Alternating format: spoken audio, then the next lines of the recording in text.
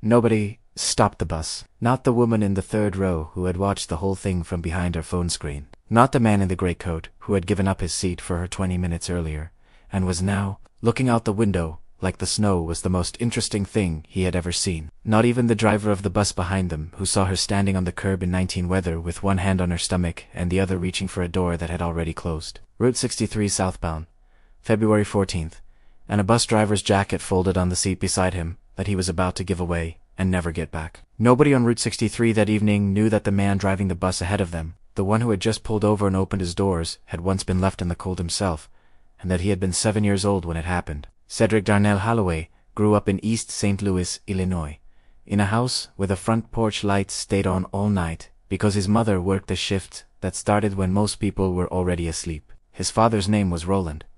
Roland left when Cedric was 4. He did not leave dramatically. He simply stopped coming home one winter, and bespring the closet where his coats had been was just a closet. Cedric did not remember the leaving. He remembered the closet, the empty hangers, the particular silence of a space that used to hold someone and then held nothing. His mother, Lorraine, did not explain where Roland went. She did not need to. The explanation was in the empty closet and the extra shifts and the way she started locking the front door with both locks instead of one. Cedric was 7 years old the evening. Everything he would later become was set in motion. Lorraine was working a double at the plant. His after-school tutor dropped him at the bus stop on Martin Luther King Drive at 4:15. The bus was supposed to come at 4:30. It did not come at 4:30. It did not come at 5. The snow started at 5:12. He knew the time because there was a clock on the bank across the street, and he watched it the way you watch something when there is nothing else to do. And the thing you are waiting for has not arrived, and you are beginning to understand that it may not. Cars. Pasit. Not many. The ones that did had their wipers going and their windows up and their headlights cutting through the snow in a way that made the snow look like it was moving sideways. He stood at the bus stop with his backpack and his hands in his jacket pockets, and he waited. He was 7. He did not know what else to do besides wait. A woman in a sedan, the color of rust, pulled over at 6:21. He had been standing there for 2 hours and 6 minutes. She leaned across the passenger seat and opened the door. She was wearing a dark blue coat. She did not ask his name. She did not ask where he lived. She looked at him standing in the snow with his backpack and his thin jacket, and she said 3 words. He looked cold. He got in the car. She drove him home. She did not say much else. He did not say much either. She pulled up to the house, and he got out, and she drove away, and he never learned her name. Lorraine was already at the front door when he turned around. She had gotten home 11 minutes earlier. She had called the tutor. She had called the school. She had called the bus line. She was standing in the doorway with the phone still in her hand, and the kind of terror on her face that does not look like panic, but looks like a woman who has already lost one person from this house and cannot survive losing another. She pulled him inside. She held him against her coat. She did not say anything for a long time. Then she said she was sorry. Then she said it again. He told her it was okay. It was not okay, but he said it because that was what you said when you were 7, and the person holding you was shaking. Years later, when people asked Cedric why he always kept a jacket folded on the seat next to the driver's seat, he did not tell them about the bus stop. He did not tell them about the 2 hours. He did not tell them about the woman in the blue coat whose name he never knew. He just said he liked to be prepared. The jacket sat there every shift. A CTA jacket, navy blue regulation issue. Slightly too large for him because he had requested one size up so it could fit over whatever someone was already wearing. It sat on the seat beside him, the way some people keep a photograph in their wallet. Not to show anyone, just to know it was there. He did not remember the cold from that evening. Not really. The body forgets cold eventually. What he remembered was the passing, the cars that went by, the headlights that swept across him and kept moving. The specific feeling of being visible and ignored at the same time, which is not the same as being invisible. It is worse because invisible means nobody sees you. Visible and ignored means they see you and decide you are not their problem. He remembered that he carried it the way you carry something you did not choose to pick up but cannot figure out how to set down. And he remembered the woman, blue coat, the 3 words. You looked cold. That was the whole thing. She had seen him. She had stopped. She had not made it complicated. She had not asked for context or identification or an explanation of why a 7-year-old was standing alone in the snow. She had just opened the door. He was the kind of man who stopped. That was all. That was everything. Lorraine Holloway worked the night shift at the Tyson Foods processing plant in East St. Louis for 19 years. 10 at night to 6 o'clock in the morning, 5 days a week, sometimes 6. She would get home in time to make breakfast for Cedric and his younger sister Nyla, before they left for school. Eggs and toast, if there were eggs, oatmeal if there were not. Then she would sleep for 4 hours, sometimes 3, and wake up and do whatever the house needed before doing it all again. She had been doing this long enough that her body had stopped protesting and had simply rearranged itself around the schedule, the way a tree grows around a fence post. Not gracefully, just eventually. Her hands told the story, her mouth never did. They were thick in the knuckles and rough across the palms, and they smelled faintly of industrial soap. No matter how many times she washed them at home, the cold from the plant floor had settled into her joints permanently by the time she was 40. She opened and closed her fingers in the morning like someone testing a machine that used to work smoothly and now required negotiation. She never complained about the hands. She never complained about much of anything. Not because she did not feel it, because complaining required an audience and energy, and she had neither to spare. What Lorraine had was a system. The system was simple. You got up, you went, you came home. You fed your children, you went again. The system did not require motivation or inspiration or someone telling you that you were doing a good job. The system only required that you showed up, which she did, every night for 19 years, and the kind of quiet relentlessness that nobody writes about because it is not dramatic enough to be a story. Except that it is the whole story. Lorraine did not teach her children with words. She taught with behavior. When Mrs. Dolores Parker, 3 houses down, had pneumonia and could not get out of bed, Lorraine made soup at 9:30 at night before her shift and carried it over in a pot. She could not really afford to leave because she only had to. When a new family moved onto the block, a young mother with 3 kids and boxers still unpacked in the yard, Lorraine was the one who knocked first. Not with food, because she did not have extra food, with information. Which bus to take to the clinic, which church gave out winter coats. In November, where the cheaper laundromat was, she gave what she had. What she had was knowledge of how to survive a place that was not designed to make survival easy. She did not do these things because she had read something about kindness or because someone had told her it was important. She did them because that was simply what you did when someone needed something and you were the person standing closest. That was the lesson, not spoken, just lived over and over in 100 small acts that nobody recorded and nobody applauded, and that her children absorbed the way children absorb everything. Not by listening, but by watching. Cedric watched. He watched her carry the soup pot across the street in the dark. He watched her knock on doors. He watched her sit with people in their kitchens, when they were having a hard time not saying much, just being there, which he would later understand was the harder thing. Talking is easy. Staying is the thing that costs you something. There was one thing. Lorraine said out loud. One sentence. She repeated enough times that it lived in the house like furniture. You do not have to fix everything. You just have to not walk past. She said it when Cedric came home from school, upset about a kid who was being picked on and did not know what to do. She said it when Nyla asked why their neighbor was crying and whether they should do something. She said it the way some people say grace before dinner, not as a performance, as a fact. As the floor the whole house was built on. Cedric heard it so many times that he stopped hearing it as a sentence and started hearing it as the sound of his mother's voice. The two became the same thing. The words and the woman. He learned what a man was supposed to be, not from watching one, but from the specific shape of the space where one should have been standing. His father had left a hole. His mother had filled it, not with a replacement, with herself, with a soup pot, with a night shift, with a sentence that lived in the walls. You just have to not walk past. Cedric moved to Chicago when he was 28. He had spent 6 years after high school doing the kind of work that was available in East St. Louis, which meant warehouse jobs and temp shifts, and one 11-month stretch driving a delivery truck for a linen company that went out of business on a Tuesday without telling anyone until Wednesday. He applied for the CTA because it was steady and it had benefits, and because driving was the one thing he had always been good at, in the way that some people are good at things without being able to explain why. Not fast, not flashy, just attentive. The kind of driver who checked mirrors more than most people checked their phones. He passed the training. He got assigned Route 63 southbound. The route ran through Woodland and Inglewood, and into the neighborhoods on the south side, where the city's investment had been deferred so long that the deferral itself had become a kind of policy. The bus stops along Route 63 did not look like the bus stops along Michigan Avenue. On Michigan Avenue, there were shelters with glass panels and real-time arrival displays that told you the bus was 4 minutes away, and you could believe it. On Route 63, there were poles, sometimes a sign. The average wait on the north side was 12 minutes. On Cedric's route, it was 28.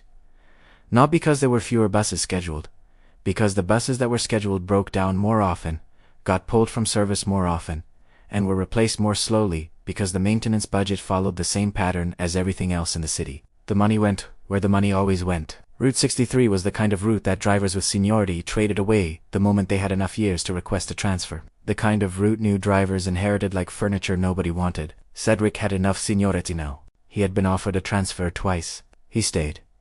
He did not explain why. The reason was not complicated. The people on this route needed a bus that showed up, and Cedric was the kind of person who showed up. He knew them not by name, by pattern, by presence. The old woman who boarded at H. Halstead every Tuesday and Thursday at 7:10 in the morning. Always the same stop. Always with a small bag.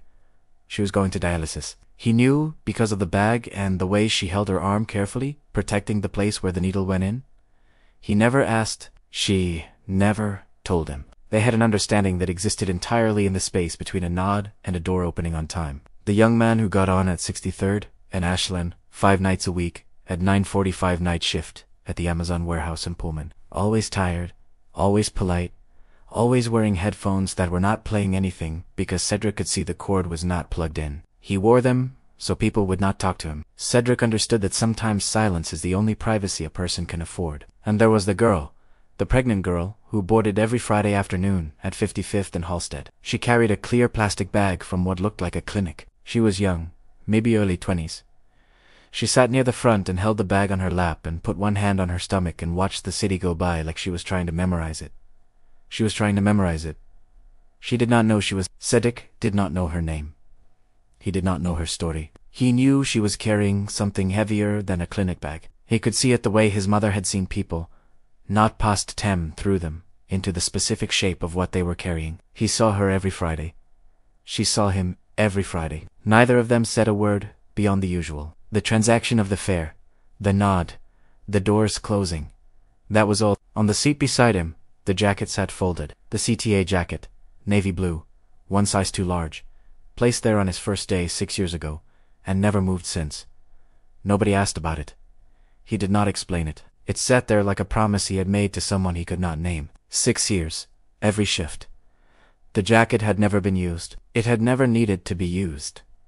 It simply waited the way some things wait quietly without urgency until the one evening they are needed, and everything that came before becomes the reason they were there. Cedric was not driving the afternoon shift on February 14th. He had worked the morning 6 to 2. The afternoon belonged to Gerald Pitts. Gerald was 52 years old and had been driving for CTA for 14 years. He was not a bad driver. He was not a bad man. He was the kind of man who had been doing a job long enough that the job had replaced the person who used to do it. Gerald did not see passengers. He saw schedules. He saw the clock on the dashboard and the number of minutes between where he was and where he was supposed to be. And the distance between those two numbers was the only distance that mattered to him anymore. He ran on time. That was his reputation. That was his whole identity behind the wheel. Gerald Pitts ran on time. The bus arrived at 55th and Halstead at 4:47, 4 minutes behind schedule. The snow had been falling since 3, and the roads were getting worse. And Gerald had already made 2 unscheduled stops because of a traffic reroute near Garfield Boulevard, and each one had cost him time. He could feel like a weight on his chest. Imani boarded at 55th.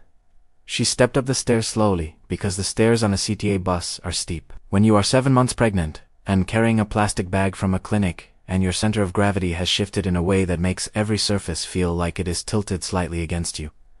She reached the fare box. She tapped her Ventra card. The reader beat. Insufficient fare. 75 cents short. She looked at the screen. She looked in her bag. She looked in her coat pocket. She found a quarter and 2 dimes and held them out toward the fare box like they might be enough. If she held them at the right angle, they were not enough. Gerald looked at the fare box. He looked at the clock. The bus was now 5 minutes behind. He did not look at her stomach. He did not look at the snow outside. He looked at the clock and the fare box and the distance between those 2 numbers. And he said the sentence he had been trained to say, "Mr. Fare is $2. If you don't have the full fare, I can't let you ride." She stood there, the coins in her hand, the plastic bag from the clinic hanging from her other wrist. She did not argue. She did not raise her voice. She stood in the doorway of the bus, with the cold coming in from behind her, and she looked at Gerald Pitts and she said, "I am 75 cents short. I just need to get home." Gerald said, "I understand, but I can't override the system." She looked past him at the passengers. The bus was half full. 80 people. Not one of them moved. The woman in the third row had been watching since Imani boarded. She had seen the card fail. She had seen the coins. She had seen the belly, and the clinic bag, and the snow. And she had made a decision in the first 2 seconds that this was not her scene. She looked back at her phone.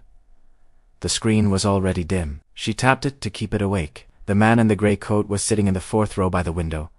He had boarded 20 minutes earlier at an earlier stop. When Imani had gotten on at that stop, he had stood up and given her his seat without being asked. A small kindness. The kind that costs nothing and means something for exactly as long as the moment lasts. Now he was looking out the window. The snow was coming down harder. He could see her reflection in the glass, standing in the doorway with her coins and her bag. The kindness had cost him nothing. This would cost him something. He chose the window. The mother with 2 small children was 3 rows back. She had a daughter on her lap and her son beside her, and she was looking at Imi with the specific expression of a woman who knows exactly what it feels like to stand somewhere with not enough money and too much need, and no one saying the word that would make the difference. She wanted to say it. She opened her mouth. Gerald pulled the lever. The doors opened. The cold came in. Imani stepped out. Nobody said the word. Gerald closed the doors. The bus pulled forward. It was 4:49. He was back on schedule. He did not look in the mirror. There was a bus stop at 55th and Holstead, but it was the kind of bus stop that existed on the south side of Chicago, which meant a pole and a sign and nothing else. No shelter, no bench, no glass panel, no overhead covering. On the north side, the stops had heated shelters with digital arrival boards and clear walls that blocked the wind. On the south side, you stood in whatever the sky was doing, and you waited. Imani stood on the curb in 1990 weather with one hand on her stomach and the other holding a plastic bag that contained the results of her prenatal checkup, which had gone well, which the doctor had said looked good, which had been the first piece of good news she had received in weeks. She stood in the snow and watched the bus pull away, and she did not cry. She was too cold to cry. Crying requires a certain minimum of safety, and she was not at the minimum. Her name was Imani Rochelle Webb. She was 23 years old, 7 months pregnant, and she was not what the bus stop made her look like. She was a nursing student in her final year at Malcolm X College on the west side. She took 3 buses to get to her prenatal appointments, because the hospital that used to be 5 minutes from her house, Roseland Community Hospital, had closed its doors in 2020. Just closed. The emergency room, the labor ward, the outpatient clinic, all of it gone in the amount of time it takes a city to decide that a neighborhood does not generate enough revenue to justify keeping its people alive nearby. When Roseland closed, the nearest hospital with a maternity ward was 40 minutes away by bus. If the buses ran on time, if you could afford the fare, if the weather was not 19 and falling. Imani had grown up in Roseland. Her mother, Denise Webb, had worked as an emergency room nurse at that same hospital for 11 years before it shut down. Denise had been the kind of nurse who remembered patients by name and condition, not by chart number, the kind who stayed past the end of her shift, not because she was asked, but because the person in the bed was not done needing her yet. When the hospital closed, Denise transferred to a facility 35 minutes away by car. She had not missed a shift. The commute had cost her something that did not show up on a payab, but she went. That was the Webb way. You went. Imani was going to be a nurse. Not just any nurse. She was going to work, labor, and delivery. She was going to be the person in the room when someone's child arrived. She was going to be the first hands. She had known this since she was 16, and had watched her mother come home from a double shift at Roseland, with blood on her scrubs and a look on her face that was not exhaustion, but something closer to purpose. The kind of tired that meant you had done something that mattered. Imani wanted that tired. She was almost finished. 1 more semester, clinical rotations in the spring, then the boards, then a job, then the beginning of the life she had been building since she was 16 years old. Sitting on the edge of her mother's bed, watching Denise untie her shoes with hands that had held other people's emergencies all day. The father of the baby was named Terrence. Terrence is not a large part of this story because Terrence had chosen not to be a large part of any story that required difficulty. He had said the right things for 7 months. Then the ultrasound confirmed it was a girl, and Terrence had stopped saying anything at all. Not suddenly, gradually, the way some people leave, calls shorter, replies slower, plans vaguer, until one day the phone just stopped lighting up with his name. And she understood that he had been leaving in pieces for weeks, and she had been watching it happen the way you watch weather move in from a distance, knowing it is coming, unable to do anything but stand where you are. She did not chase him. She did not ask for an explanation. She understood the explanation. The explanation was that the easier version of his life did not include a baby girl and the woman carrying her. Imani carried a photograph in her wallet. Not a photograph exactly, an ultrasound image. The first one. 8 weeks. The image showed almost nothing. A gray blur with a small white dot in the center that the technician had circled with a marker and labeled with an arrow. It did not look like a baby. It did not look like anything recognizable. She kept it not because it showed anything, but because it was the first proof that something was there. The first evidence that she was not carrying this alone, even when she had been carrying it for 5 months now, folded and refolded so many times that the crease had become a white line running through the center of the image, cutting the small dot almost in half. She did not take it out often. She just kept it. The way some people keep a promise in a place where they can feel its weight without having to look at it. On February 14th, the checkup had gone well. The doctor said the baby was healthy, growing on schedule, strong heartbeat. Imani had walked out of the clinic into the cold afternoon with the results in her plastic bag and a feeling in her chest she had not felt in weeks. Something close to relief. Something close to the belief that things were going to work out. She boarded the bus at 55th and Halsted. The card failed. The door opened. She stepped off. The relief had lasted 11 minutes. Then the door closed. Cedric was not supposed to be driving that afternoon. Gerald had called the depot at 3:15 and said the roads were getting bad and he was ending his shift early. The dispatcher called Cedric at 3:22. Cedric had been home for an hour. He was sitting at his kitchen table in the apartment in Woodlawn, eating a sandwich he had made with the last of the bread. He picked up the phone. He said yes. He always said yes. He drove to the depot. He signed in. He took the bus out on Route 63 southbound, running 12 minutes behind Gerald's abandoned schedule. He was passing 55th and Halsted at 503 when he saw her. She was standing at the bus stop, not under a shelter because there was no shelter, just standing at the pole with the sign, one hand on her stomach, one hand holding a plastic bag, snow on her shoulders, snow in her hair. She was not waving the bus down. She was just standing there the way people stand when they have stopped, expecting the next thing to be the thing that helps them. Cedric was 3 blocks from the next scheduled stop. If he stopped here, it was a violation. CTA Regulation 7.4. Operators may not make passenger stops at non-designated locations. If he let her ride without fare, it was another violation. Revenue policy. The fare box is not optional. He thought about the rules. He thought about the job. He thought about the 7 years he had spent building something stable, after 28 years of nothing being stable. He thought about the apartment and the rent and the fact that this job had benefits, real benefits, the kind with dental and a pension, and that a pension was not something people from East St. Louis took for granted because a pension meant you had stayed somewhere long enough for the staying to be worth something. He thought about all of that. Then he saw her hand on her stomach, and he did not remember a specific memory. He remembered a shape. The shape of standing somewhere cold and watching things move past you without stopping. The shape of being 7 years old at a bus stop in East St. Louis, and watching headlights sweep across you and keep going. The shape of being visible and ignored. He pulled the lever. The doors opened. The cold came in. He reached across the seat. He picked up the jacket, the CTA jacket, navy blue, 1 size too large, folded on the seat beside him, every shift for 6 years. He unfolded it. He stood up. He stepped off the bus, into the snow, without his jacket. He walked to where she was standing.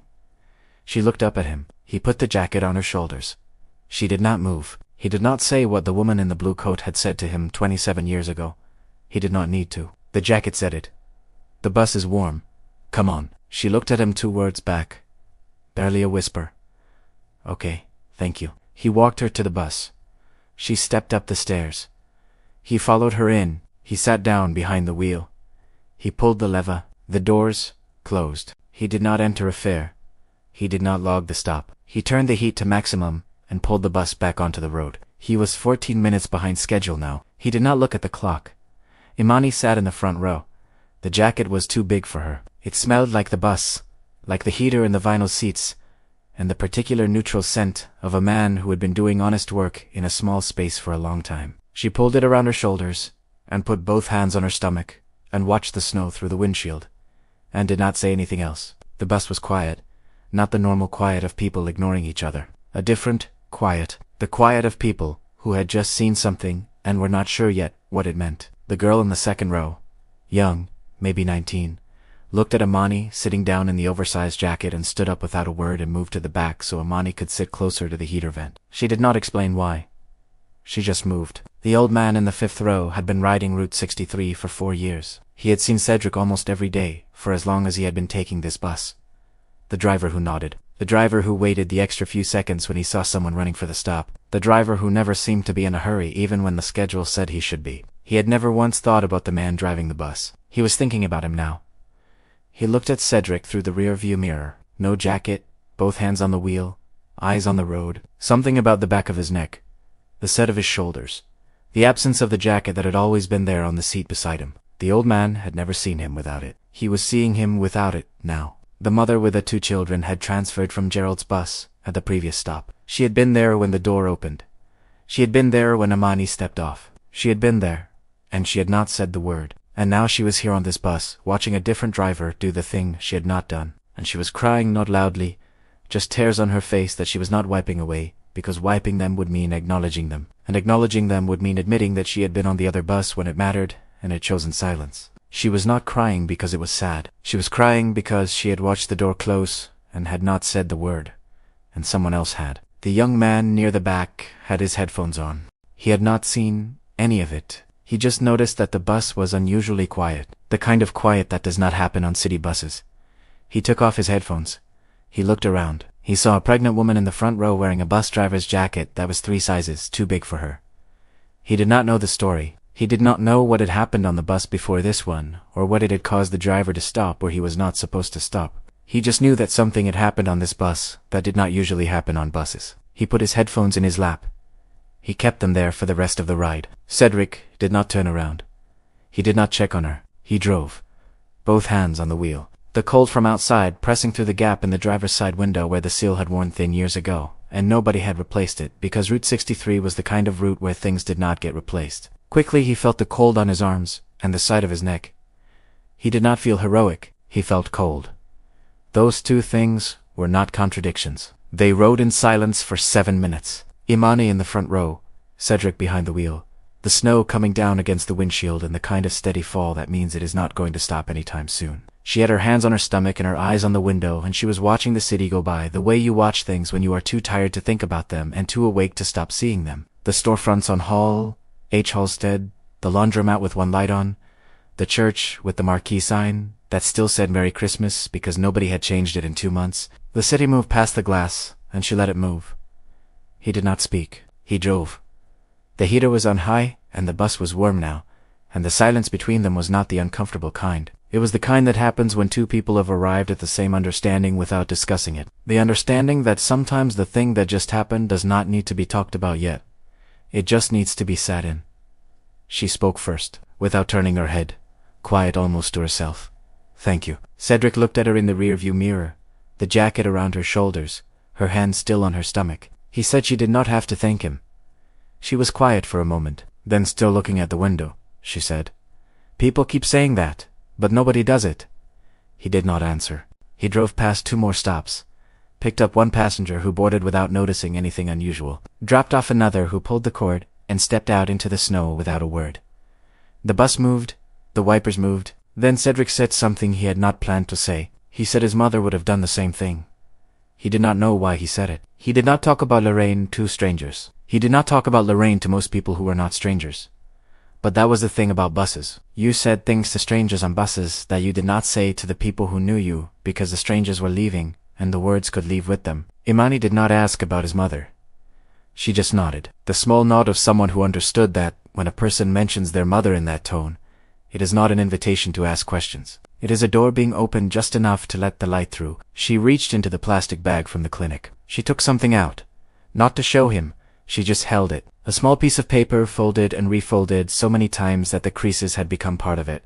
A white line running through the center of whatever image was on it. She held it in her lap, with both hands. The way you hold something that is not fragile but that you have decided to treat as if it is. Cedric saw it in the mirror. He did not ask what it was. He understood without seeing clearly. He understood the way you understand that someone is holding proof of something they have been told is not there. That someone is carrying evidence of a thing the world keeps asking them to justify. He kept his eyes on the road. She kept her hands on the paper. The bus moved south. The cord pulled her stop. Imani stood up slowly. She started to take the jacket off. She had one arm out of the sleeve. When Cedric spoke, without turning around, he told her to keep it. He said it was cold out there. She stopped, one arm in the jacket, one arm out. She looked at the back of his head, at the set of his shoulders, at the place where the jacket had sat every day for 6 years, and was no longer sitting. She put her arm back in. She pulled the jacket around her. She walked to the door. She stepped off the bus, into the snow. She did not look back. He did not watch her go. The doors closed. The bus moved forward. The jacket went south. 3 days later, Cedric was called into the depot office on 77th Street. The supervisor's name was Mitchell. Mitchell had a desk with a computer and a stack of incident reports and a coffee mug that said "World's Okayest Boss," which someone had given him as a joke and which he had kept because he did not realize it was a joke. There was a report on the desk. Cedric could see his name on it. Operator Holloway Cedric D., Route 63, February 14th.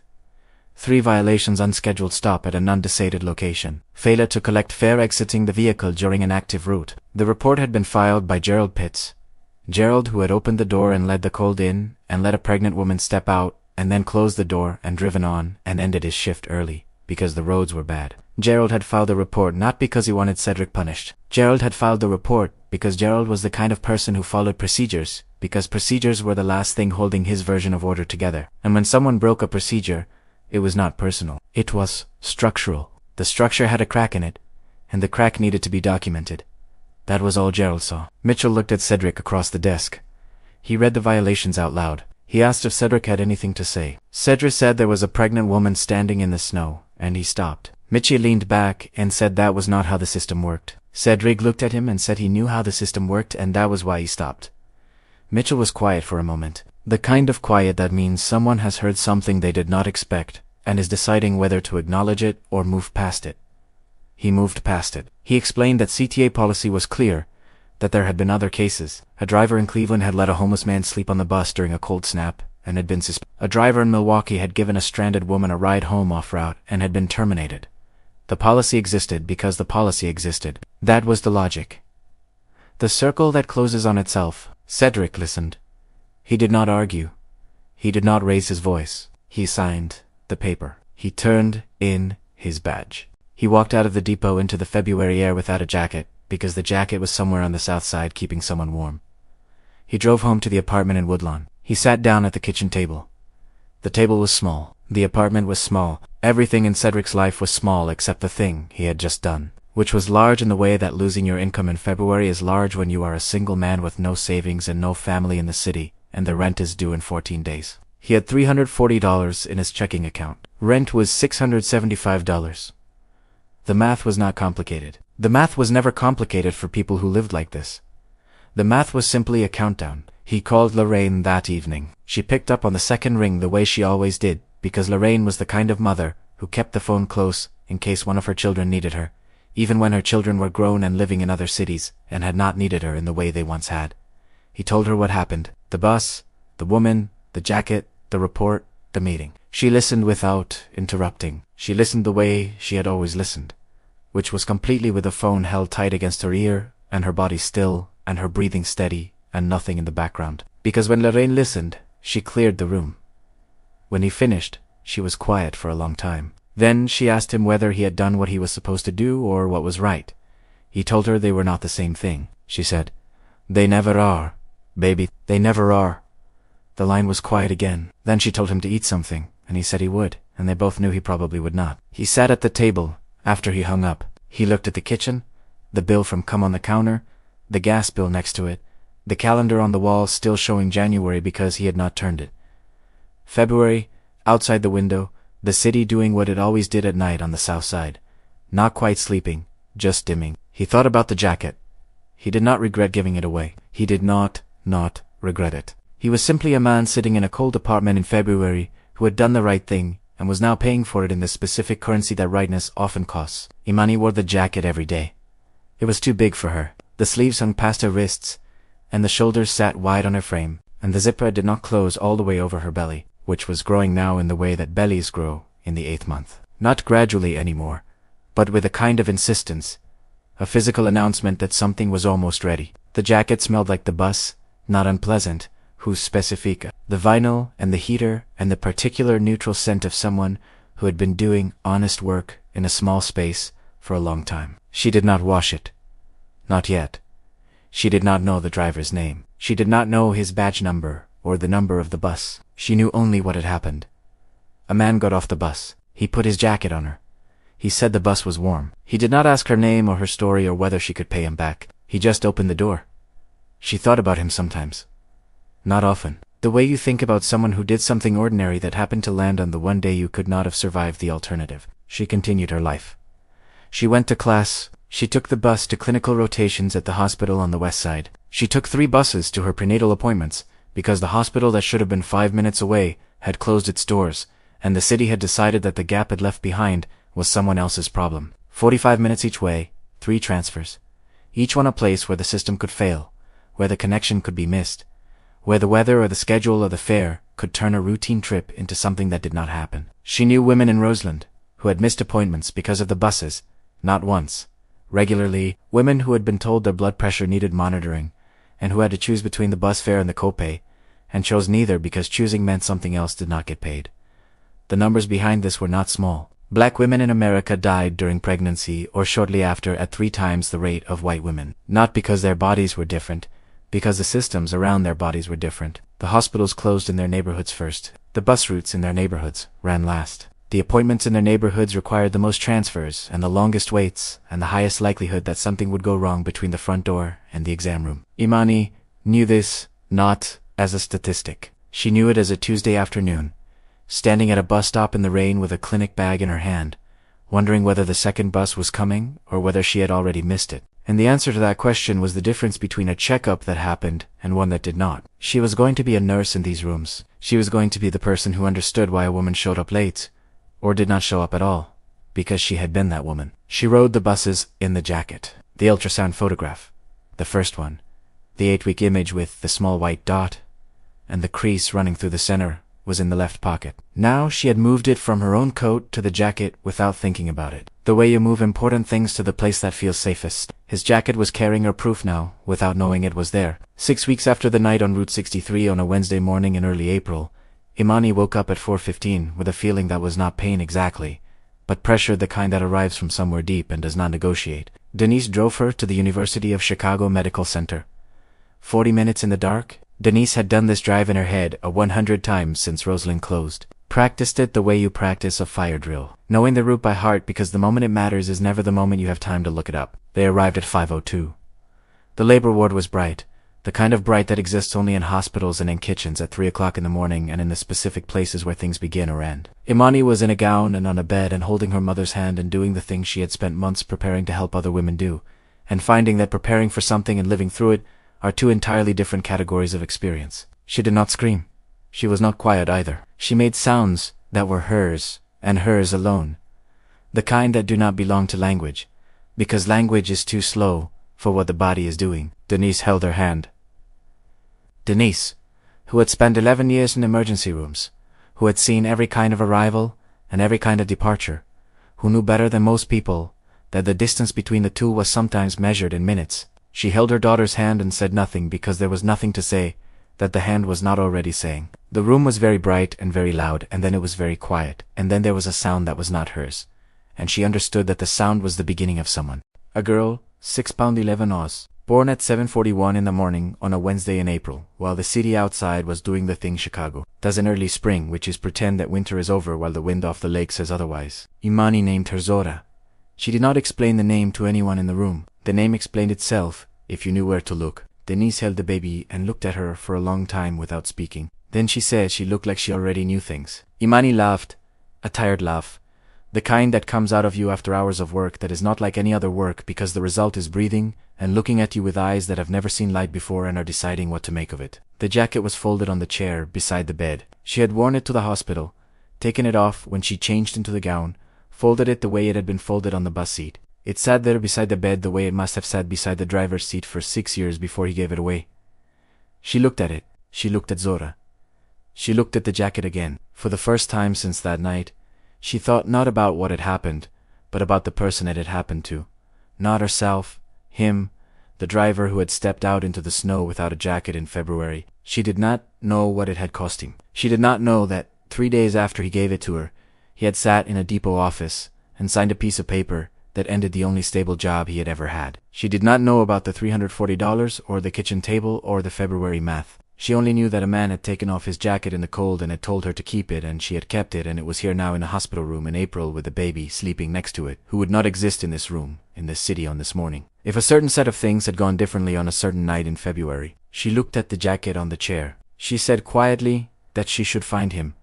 Not to Denisi, not to Zora, to the room, to the jacket, to the person who was not there. She did not know yet that finding him would take 4 months, or that when she did, he would be standing in the last place she expected. Cedric applied for 14 jobs in the first 3 weeks.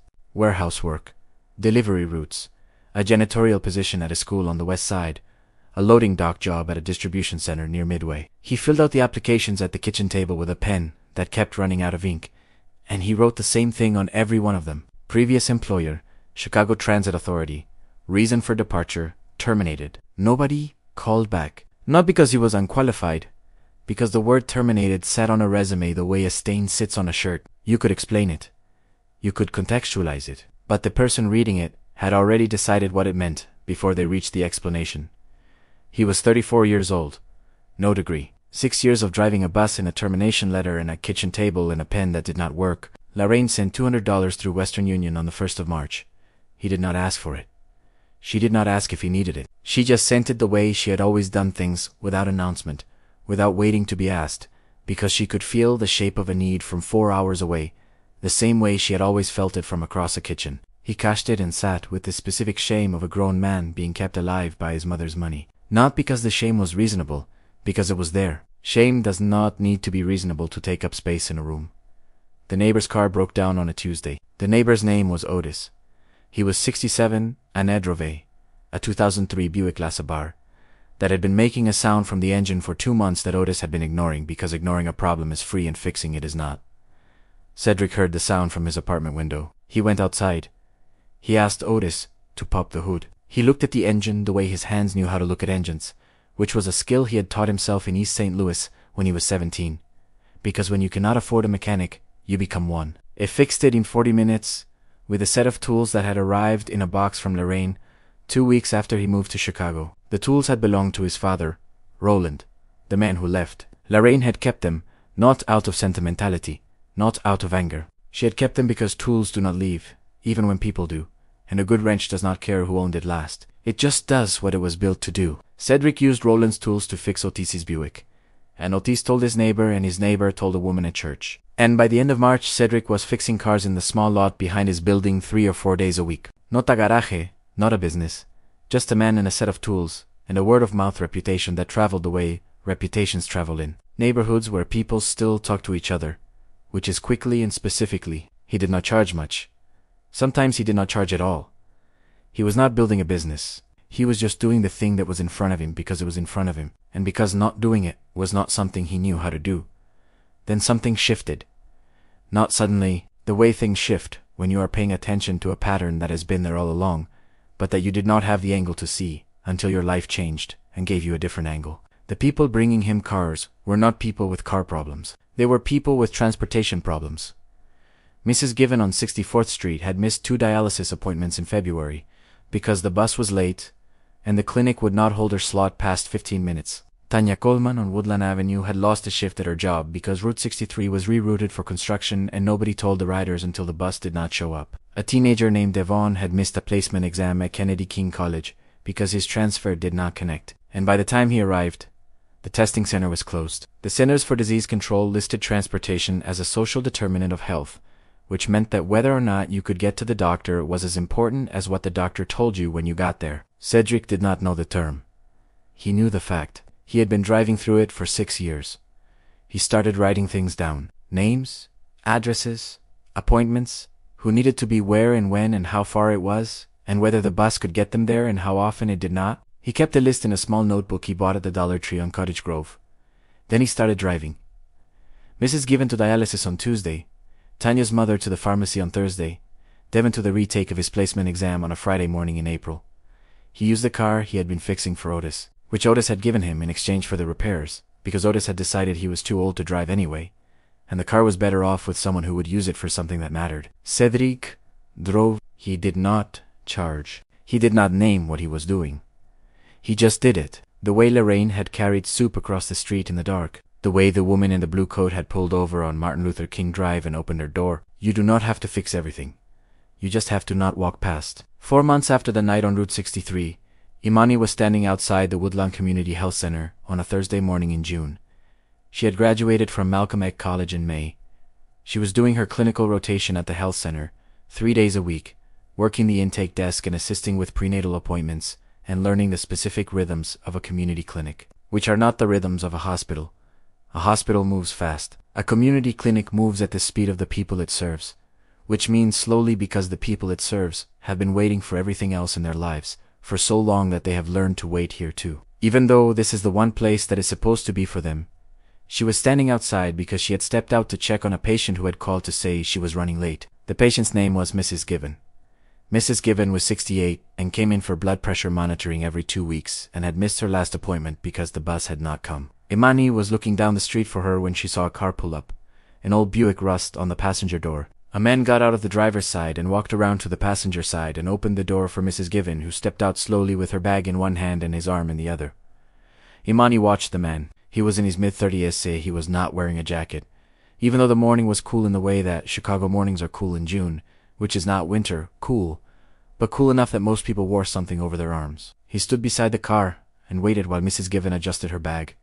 He did not rush her. He did not check his phone. He just stood there with the specific patience of a man who stops. Imani recognized the posture before the face. She had never seen his face clearly that night. In February, it had been dark and snowing, and she had been looking down at the sidewalk and then looking at his shoulders from the front seat and then looking at the back of his head from behind. She did not recognize his face. She recognized the way he stood, the way he waited, the way he opened the door for someone without making it into a performance. She stood at the entrance to the clinic. Mrs. Given walked past her, and inside the man turned back toward the car. He saw Imani standing there. He looked at her. He did not recognize her. Why would he? He had seen her once in the snow at night for less than 3 minutes. She was one passenger on one evening on a route he no longer drove. Then his eyes moved down from her face to the jacket. The CTA jacket, navy blue, one size too large, zipped halfway up over a white scrub top. He stopped. She said he had stopped the bus. He looked at the jacket. He looked at her. He looked at the thing she was carrying against her chest in a cotton sling, which was a baby 2 months old, with her eyes closed and her hands curled into fists the size of plums. He did not speak for a moment. Then he said she had kept the jacket. She said he had given it away in February without asking whether he would get it back. They stood there. Neither of them moved. Then she said, "This is Zora." He looked at the baby. He looked at her for a long time. Very quietly, almost to himself, he said, "She looks warm." The words landed in the space between them and stayed there. She looks warm. The echo of a sentence he had never said out loud, but that had lived in his body for 27 years. You looked cold. He had seen a woman standing in the cold, and he had given her the only warm thing he had. And now he was looking at her daughter, wrapped in cotton and sleeping in the June air with the particular ease of someone who has never known cold. She looks warm. The loop closed. She asked him what had happened after that night. He was quiet. Then he told her the depot, the report, the termination, the $340 and the $675 rent, and the February math, the cars, the neighbor, the tools, the notebook with the names, and the addresses, and the appointments. She listened the way her mother listened, which was completely without interrupting, without arranging her face into an expression that was supposed to mean something. When he finished, she asked them if they had fired him for stopping. He said they had fired him for stopping where he was not supposed to stop. She looked at him. She said he had stopped where he was supposed to stop, and they just did not have a sign there. Neither of them said anything for a while. They stood outside the clinic in the early summer air with a 2-month-old baby between them and a jacket that had traveled further than either of them had expected. And for the first time in 4 months, Cedric felt something that was not cold. They sat on the bench outside the clinic, and they compared notes. Not deliberately, not in the way of two people who have decided to collaborate, in the way of two people who start talking about the same thing from different ends, and slowly realize they are describing the same room. Imani told him about the clinic, about the patients who did not come. 20% of scheduled appointments missed every month. And the number one reason was not that people did not want to come. It was that they could not get there. The bus took too long. The transfer did not connect. The fare was too much. On a week when the fare was the difference between getting to the doctor and getting to work, she told him about the pregnant women who missed prenatal visits because the hospital was 45 minutes away by bus, and the bus was late, and the appointment was at 8 o'clock in the morning, and you cannot hold an 8 o'clock appointment when the 6:45 bus does not arrive until 7:20. She told him about the numbers. 3.66 million Americans miss medical appointments every year because they could not get there. Not because they were careless, not because they did not value their health, because the distance between where they lived and where the care was had a cost attached to it that the system had decided was their problem to solve. Cedric listened. Then he took out the notebook, the small one from Dollar Tree. He opened it to the page with the names Mrs. Given, Tanya Coleman's mother, a man named Harold who needed to get to the VA hospital on the west side every other Friday, a woman named Patrice who had a standing appointment at a clinic on 71st Street for her son's asthma. 8 to 10 people a week. Drove them. He paid for the gas. He did not have a name for it. He did not have a structure. He just had a car in a list. Imani looked at the list. She read the names. She stopped on the third one. Mrs. Givon. The same Mrs. Givon who had just walked into the clinic. The same Mrs. Given whose missed appointment last month was in the file on Imani's desk. She looked at the fourth name, Patrice Williams, also a patient at the clinic. Also in the system, she looked at Cedric. She looked at the notebook. 3 of his names were her patients. The same people. The same need, the same gap between where they were and where they needed to be. He had been filling the gap from one side. She had been watching it from the other. They had been building toward the same corner of the same problem from 2 different directions, without ever comparing notes. She told him the clinic did not have a transportation budget. He told her he did not have a budget at all. She told him there were federal models for this. Community health transportation programs that connected volunteer drivers to clinics and hospitals. Grant funding available through the Department of Health and Human Services. Organizational structures that had been tested in other cities.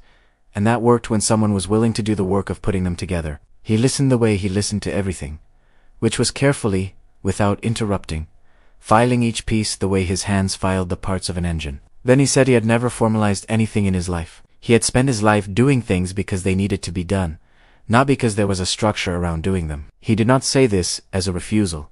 He said it as a fact, the way a man describes the only way he has ever known how to work. She looked at him. She said he did not have to do this alone. He looked at her. Nobody had said that to him before, not because people did not care, because nobody had been standing close enough to the same problem to see that he was already in it. He called Lorraine that night. She picked up on the first ring. She was in the kitchen in East St. Louis, the same kitchen where she had paid bills after the kids were asleep and cried once in the year after Roland left. When she thought both children were in bed, she was drinking tea.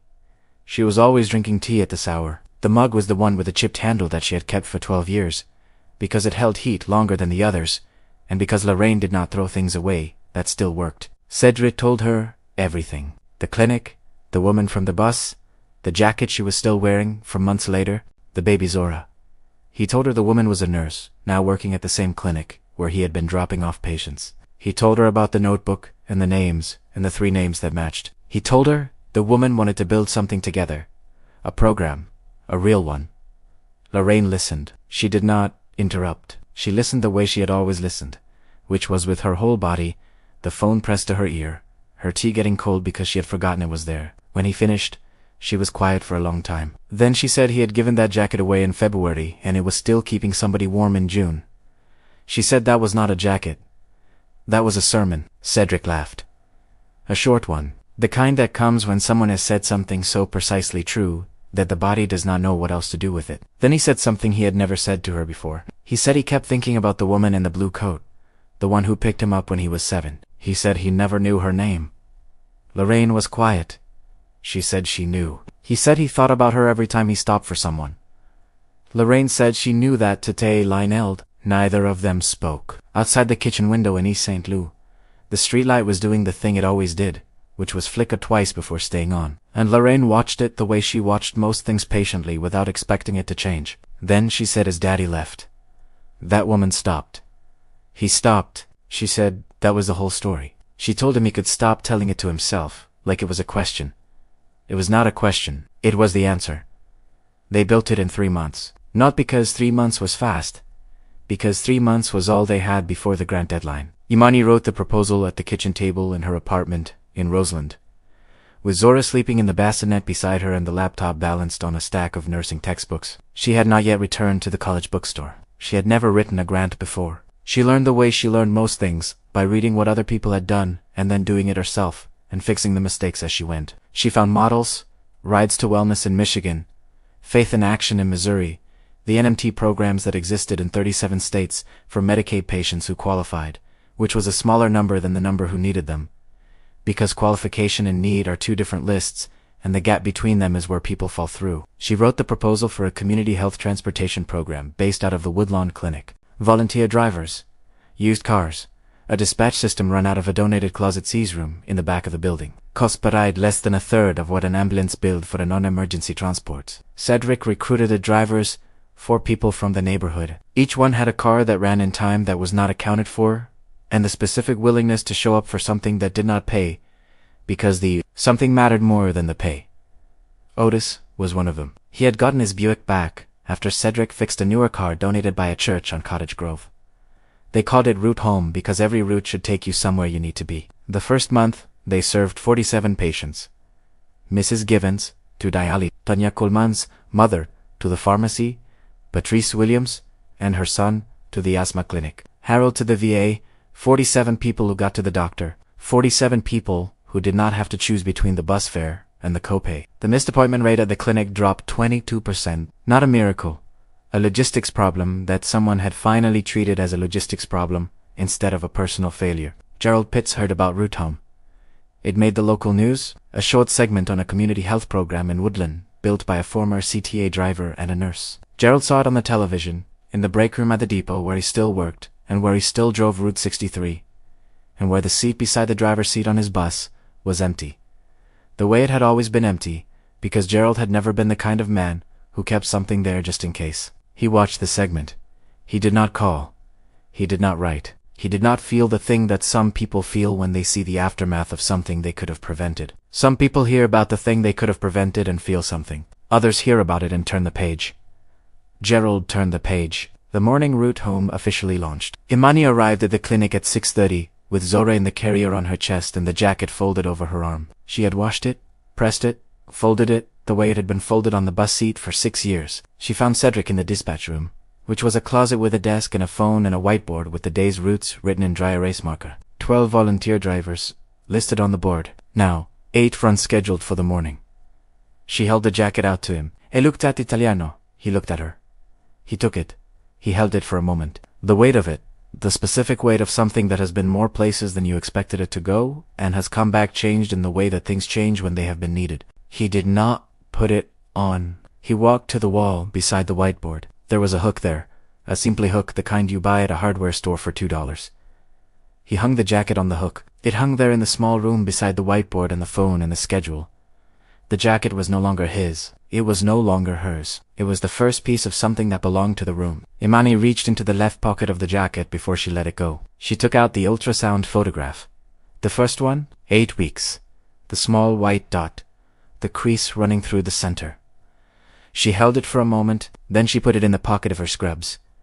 The jacket could belong to the program. The proof belonged to her. Some things start before you know they have started, and some things stop being yours the moment they become something larger. 2 years later, Route Home had 6 cars and 14 volunteer drivers, and served 3 clinics on the south side.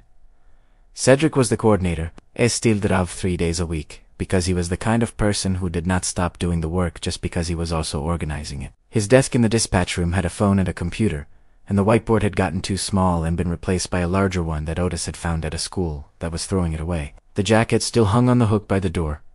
Nobody moved it. Nobody asked about it. It was simply there. Imani was a full-time nurse at the Woodland Clinic. Labor and delivery referrals. Prenatal intake. She was the first hands, just like she had planned. She was a person in the room when someone arrived, and she was a person who understood when someone did not arrive. Because the bus had not come, or the transfer had not connected, or the fare had been 75 cents. Too much on a day when 75 cents was the distance between showing up and not showing up. She understood because she had been that person. Zora was too. She went to the community daycare, in the basement of the church, on Cottage Grove. While Imani worked, she was the kind of 2-year-old who looked at everything with a seriousness that made adults uncomfortable, because it felt like she was deciding something about them. She did not know yet about the bus, about the snow, about the jacket. She would someday, when she was old enough to understand that the world does not always stop for you, but that sometimes if you are lucky or if someone is paying attention it does. Lorraine came to Chicago in October. She took the Greyhound from East St. Louis because she did not like flying, and because the bus was $32 and the plane was $180. And Lorraine had spent her whole life knowing the difference between those two numbers, even when she no longer had to. She arrived at the Woodland apartment, and Cedric opened the door, and she looked at him the way she always looked at him, which was completely reading his face, the way she had read it since he was a boy, knowing every configuration of it. She saw something new in it, something settled. She met Zora. She held the baby the way she held everything completely without needing to say what it meant. On a Tuesday morning in October, Cedric drove a route home car past the bus stop at 55th and Holstead, the same stop where Imani had stood in the snow 2 years before. There was a shelter there now. Glass panels, a bench, an overhead covering that blocked the rain and the wind and the snow. CTA had installed it 6 months ago after a community petition with 400 signatures, half of which had been collected by patients at the Woodlawn Clinic who had spent years standing at that pole in whatever the sky was doing. Cedric slowed the car. He looked at the shelter. He looked at the bench. He looked at the place where she had been standing. The shelter had not been there when it mattered. It was there, now. That was the difference between fixing something and preventing it. He was learning the difference. He was learning it every day. He drove on. Cedric was not extraordinary. He did not change a system. He did not pass a law. He did not make a speech. He stopped a bus. He took off his jacket. He lost his job for it. He did not save the world. He changed one evening for one person on one cold night in February. That decision cost him everything he had built and became the foundation of everything he built after. Some people say stopping was the right thing. Others say the right thing should not cost you your livelihood. Both of those are real. Neither one is the question that will stay with you. The question is this. You have been on buses like that. You have watched doors close on someone. You may have been the person the door closed on. You may have been the person who looked out the window. You may have been the driver who checked the clock. The question is not whether you would have stopped. That is too easy to answer from where you are sitting. The question is whether you will stop the next time, because there is always a next time. There is always someone standing in the cold. There is always a door that's just closed, and there is always a jacket. You do not have to fix everything. You just have to not walk past. If this story stayed with you, share it with someone who might need to hear it today. Subscribe for new stories every week. See you in the next